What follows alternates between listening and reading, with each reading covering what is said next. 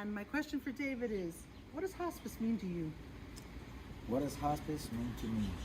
Well, when I started working for hospice, and I started wearing my uniform with my logo on it, and I go to the gas station, to Walmart, and people really tell me that I have a sad job, and I say, it's actually, I don't feel like it's a sad job.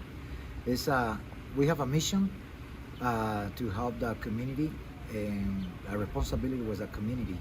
And then basically what I'm telling these people is I have a personal experience with my dad.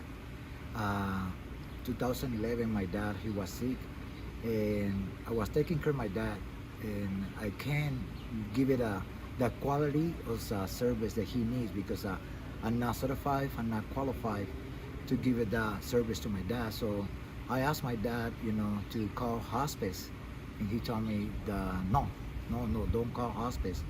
He don't like it. I don't know why he don't like it. And I started talking to one of the social workers from hospice, and he gave me some really good advice for my dad, and I used it with my dad, and my dad told me, yeah, call hospice. So 2 days later, my dad was here in one of the room in hospice. My dad, he was super happy. He have a ponytail.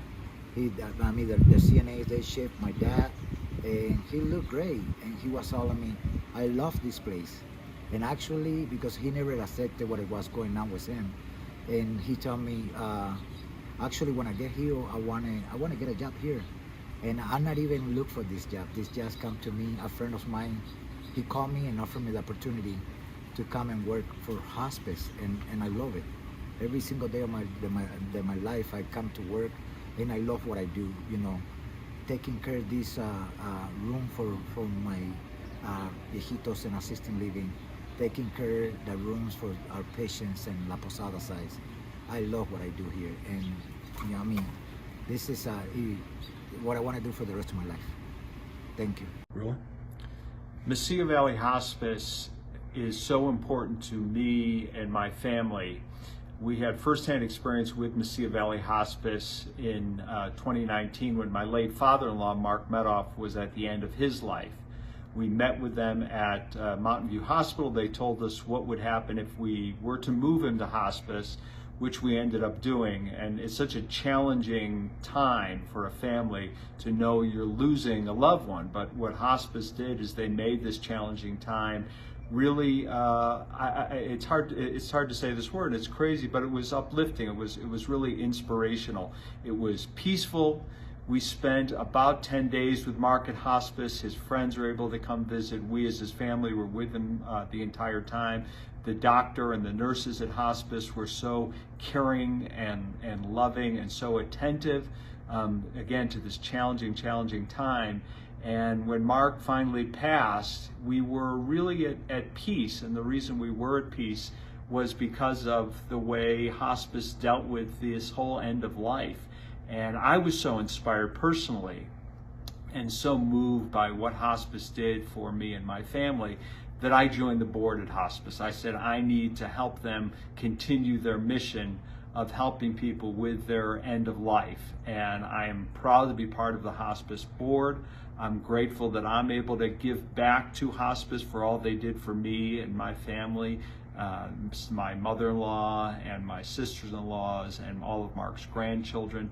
But I can't really thank hospice enough. I can't say enough about hospice and what an important part of our community they are. For a community of Las Cruces to have an organization like this help navigate certainly the most challenging time of life for a family is really wonderful. So I just want to thank hospice, congratulate them on their 40th anniversary. I'm proud to be part of hospice as a board member, and I look forward to working with them for many years to come. Thank you. Hello everybody, my name is Rudy Trujillo, and I am a hospice survivor. First off, I would like to thank all the staff at Mesilla Valley Hospice, Lorraine, Stacy, Cynthia, and especially Kate Walsh. Thank you all very much from the bottom of my heart. Can't thank you enough.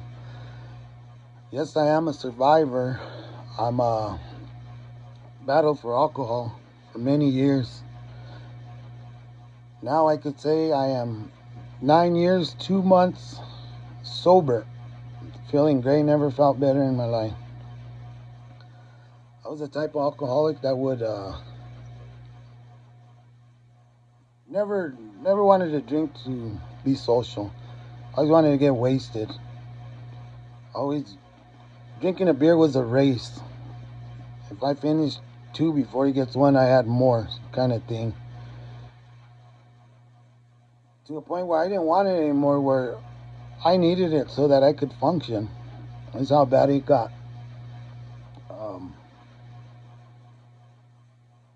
I'd get jobs. The only jobs I would get was ones that I knew if I could drink there. If I wasn't able to drink and I landed a job, I'd make sure to find a way to drink. So I always had a beer with me anywhere I went. It always had a drink. Now I start going through withdrawals, shakes, angry, the worst person possible to be around. But when I had a beer, I was a whole different person. So finally, I get stuck with a warrant that I didn't know about. So I get sent to jail. I knew as bad as I was drinking, I needed to have that alcohol or I wasn't going to make it. I knew I was going to have seizures, withdrawals, and so yeah, never got to make it to see the judge. So 2 days later, ended up in ICU. Woke up from that and all my organs failing. 10 to 15% of my liver was functioning. The rest was, I was gone. I was all jaundiced. My eyes were yellow. I had to do paracentesis, which was the worst. It's just all around horrible. Also, I had to learn to walk. So finally I kept on, I want to go home. He said, the only way you're going to go home is if you go home under hospice. Which, fine by me. I just want to go home. I didn't know what it was. So finally signed the paperwork. Let's go. I get home. I got me a hospital bed in there and still not knowing what that part about it was. Then maybe a couple hours later, in walks a nurse. This nurse I will never forget. Miss Kate Walsh. Just want to thank you for everything you did for me. Even though you say you didn't, you did. You meant a lot. For all the talks, making sure I had my medicines, for the itching powder that you Googled and you found and you got me. Thank you. Every little thing. All of hospice in general, all the staff, for the late night calls you were answering, answering all the questions that need to be answered. And I want to thank everybody at Mesilla Valley Hospice. Thank you very much. It was an easy road for me, for my family. I also want to thank them for standing by my side. My wife, my 3 daughters, my mom, my dad,